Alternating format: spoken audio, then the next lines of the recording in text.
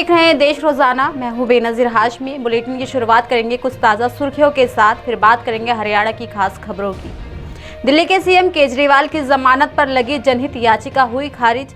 High court ने 75,000 रुपए का लगाया जुर्माना। वहीं अब ईडी के समन मामले की सुनवाई होगी 15 मई को। दिल्ली की गाजीपुर लैंडफिल साइट में लगी भीषण आग। लगातार 15 घंटे से फायर ब्रिगेड की टीम बुझाने में जुटी।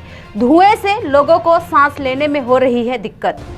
बंगाल में 24,000 शिक्षकों की नियुक्ति हुई रद्द। हाईकोर्ट ने किया आदेश जारी, 8 साल की सैलरी लौटाएं। वहीं ममता बोली, फैसला गैरकानूनी, सुप्रीम कोर्ट तक जाएंगे। आज मणिपुर लोकसभा सीट के 11 बूथों पर दोबारा हुई वोटिंग। 11 बजे तक 37% हुए मतदान। उत्तर प्रदेश की योगी सरकार में मंत्री संजय निषाद पर हुआ हमला। नाक पर लगी गहरी चोट, पट्टी कराकर धरने पर बैठे यादवों पर लगाए गहरे आरोप। अहमदाबाद में एक साथ 35 लोग बने सन्यासी। इसमें 18 साल से कम उम्र के 10 बच्चे भी शामिल। दिशा लेने दिग्गज कारोबारी ने 500 करोड़ रुपए दिए दान। दिल्ली के अलीपुर इलाके में हुई गोलीबारी, एक व्यक्ति की मौके पर मौत, दूसरा घायल, पुलिस कर रही जांच। उत्तर प्रदेश की पूर्व मुख्यमंत्री मायावती ने दिया बड़ा बयान। कहा, हमने भाजपा को जीतने से रोकने के लिए गौतम बुद्ध नगर में गुज्जर समाज की जगह क्षत्रिय समाज का उम्मीदवार चुना। जोमेटो से खाना मंगवाना हुआ महंगा। प्लेटफॉर्म चार्ज 25% बढ़कर 5 रुपए हुआ। इससे कंपनी को सालाना 90 करोड़ की होगी इनकम। बात करें शेयर बाजार की तो सेंसेक्स 400 अंक तो निफ्टी 150 अंक चढ़ा। वहीं सरकारी बैंकों के शेयरों में रही तेजी। तो ये थी दिन भर की कुछ ताज़ा सुर्खियां। अब बात करते हैं हरियाणा की खास खबरों की। हरियाणा की इनेलो पार्टी ने लोकसभा चुनाव के मद्देनजर सोमवार को अपने उम्मीदवारों की दूसरी लिस्ट जारी कर दी है, जिसमें लिस्ट में 3 प्रत्याशियों के नाम हैं। इनेलो ने फरीदाबाद से सुनील तेवतिया, सिरसा से संदीप लोट और सोनीपत से अनूप सिंह दहिया को चुनावी मैदान में उतारा है। दरअसल बता दें कि प्रेस कॉन्फ्रेंस के दौरान इनेलो राष्ट्रीय महासचिव अभय चौटाला ने 3 नामों की घोषणा की। अभय चौटाला ने कहा कि बाकी बचे उम्मीदवारों के नाम 26 अप्रैल को घोषित करेंगे। साथ ही बताया कि वे 1 मई को नामांकन दाखिल भी करेंगे।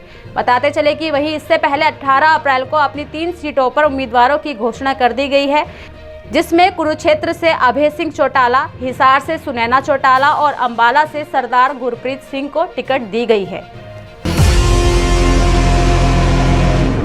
हरियाणा के जिंद के खटकड़ गांव में हुई किसानों की महापंचायत में फैसला लिया गया कि 27 अप्रैल तक यदि अनीश खटकर समेत सभी किसान नेताओं को रिहा नहीं किया गया तो फिर किसान बैठक करके आंदोलन का फैसला लेंगे। दरअसल पंचायत के बाद 1 घंटे के लिए जिंद पटियाला नेशनल हाईवे को खटकड़ गांव के पास जाम भी किया गया। वहीं किसानों ने कहा कि यह केवल सांकेतिक जाम है, यदि जरूरत पड़ी तो सड़क मार्ग अनिश्चितकाल के लिए भी बंद कर दिया जा सकता है। बताते चले कि महापंचायत में जगजीत सिंह डल्लेवाल पहुंचे थे, लेकिन सरवन पंढेर की बेटी की तबीयत खराब होने के कारण वे नहीं पहुंच पाए। किसान नेता जगजीत सिंह डल्लेवाल ने कहा कि सरकार किसानों को नाजायज रूप से परेशान कर रही है। जिन किसानों को जेल में बंद किया गया है उनके खिलाफ कोई सबूत तक नहीं है, लेकिन किसानों के आंदोलन को कुचलने के लिए सरकार ये कदम उठा रही है। हरियाणा के पूर्व डिप्टी सीएम दुष्यंत चौटाला के लिए नई मुसीबत सामने आ गई है और ये मुसीबत उनकी पार्टी के विधायक ने ही खड़ी की है। दरअसल उनके ही विधायकों ने ही उन पर भ्रष्टाचार के आरोप लगा दिए हैं। आपको बता दें कि जो आरोप पत्रकारों से बातचीत में सीएम सैनी ने कहा कि दुष्यंत को अपने गिरीबान में झांकना चाहिए। हमारे पास जांच से संबंधित कोई एप्लीकेशन आती है तो उसकी जांच कराई जाएगी। साथ ही सीएम ने कहा कि दुष्यंत ने क्या किया है क्या नहीं वह देखे। उनके विधायकों ने ही उन पर भ्रष्टाचार के आरोप लगाए हैं और हम पारदर्शिता के आधार पर काम कर रहे हैं। बताते चले कि मनोहर लाल सरकार में उप मुख्यमंत्री रहे दुष्यंत चौटाला के पास 11 प्रमुख विभाग थे। गौरतलब है कि पूर्व उप मुख्यमंत्री के ऊपर शराब घोटाला, रजिस्ट्री घोटाला, धान घोटाला और हिसार एयरपोर्ट की जमीन खरीद के घोटाले के आरोप लग चुके हैं। वहीं इन आरोपों पर दुष्यंत चौटाला और दिग्विजय चौटाला कई बार अपनी सफाई भी दे चुके हैं। हरियाणा में वैसे तो लोकसभा चुनाव के लिए 25 मई को वोटिंग होनी है, लेकिन यहां पर लोकसभा की कोई सीट होट ना बनकर करनाल में होने वाले विधानसभा उपचुनाव की सीट पर सबकी नजरें टिकी हुई हैं। दरअसल यहाँ पे इसी दिन मतदान होना है। ये वही सीट है जहाँ से पूर्व सीएम मनोहर लाल विधायक थे। अब सीएम सैनी इसी सीट से मैदान में हैं। करनाल में होने वाले विधानसभा उपचुनाव का सभी दलों की निगाहें हैं। वहीं नायब सिंह सैनी पर अपने राजनीतिक गुरु मनोहर लाल की सीट पर जीत का सिलसिला बरकरार रखने की जबरदस्त चुनौती और भारी दबाव भी है।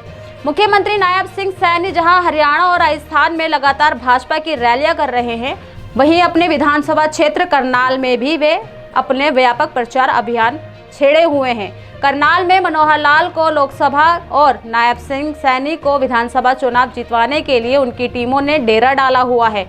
नायब सिंह सैनी के सामने अभी तक कांग्रेस, जजपा, आप और इनेलो ने अभी तक कोई उम्मीदवार नहीं उतारा है। राजनीतिक गलियारों में चर्चा है कि मुख्यमंत्री नायब सैनी के सामने चुनाव लड़ने के लिए विपक्षी दलों के पास मजबूत उम्मीदवार नहीं है। वहीं साथ में चर्चा ये भी है कि एक सोची समझी रणनीति के तहत विपक्षी दल करनाल विधानसभा के उपचुनाव में कमजोर प्रत्याशी उतार सकते हैं। हरियाणा सरकार के तमाम दावों व तैयारियों के बावजूद गेहूं और सरसों की खरीद में पूरे प्रदेश में भारी अव्यवस्था की शिकायतें सामने आ रही हैं। चरखी दादरी के बादड़ा उपमंडल में तो हाल ये हो गया कि अनाज मंडी में गेहूं रखने के लिए जगह ही नहीं बची। अनाज की आवक बढ़ने के कारण कस्बे की अनाज मंडी का दायरा छोटा पड़ गया। तो वहीं हरियाणा के भिवानी में रात भर हुई बारिश से मंडियों में खुले आसमान के नीचे रखा हजारों क्विंटल गेहूं भीग गया। दरअसल अनाज मंडी में बारिश में भीगे गेहूं के कट्टों का उठान कराया गया, लेकिन इन्हें रखने के लिए कोई जगह नहीं मिली। मंडी में सड़क पर भी गेहूं के कट्टे रखे हुए हैं, जिन पर भी बारिश की मार पड़ी। आपको बता दें कि भिवानी जिले में अब तक करीब 2 लाख क्विंटल से अधिक गेहूं की सरकारी खरीद हो चुकी है, मगर उठान 10% भी नहीं हुआ है। इसी तरह करीब 20 लाख क्विंटल सरसों भी 9 मंडियों में अब तक खरीद हो चुकी है। इसमें से मात्र 7.5 लाख क्विंटल का ही उठान हुआ है। वहीं दूसरे जिलों में गोदामों में सरसों पहुंचाई जा रही है, इसी कारण उठान भी धीमा ही चल रहा है। तो ये थी दिन भर की कुछ ताज़ा सुर्खियों के साथ हरियाणा की खास खबरें। कल फिर होगी मुलाकात ऐसी ही खास खबरों के साथ। तब तक के लिए बने रहिए हमारे साथ और देखते रहिए देश रोजाना। नमस्कार। हमारे साथ जुड़े रहने के लिए देखते रहिए देश रोजाना का YouTube चैनल सब्सक्राइब कीजिए। साथ ही देश रोजाना की खबरें सबसे पहले देखने के लिए प्रेस कीजिए बेल आइकन।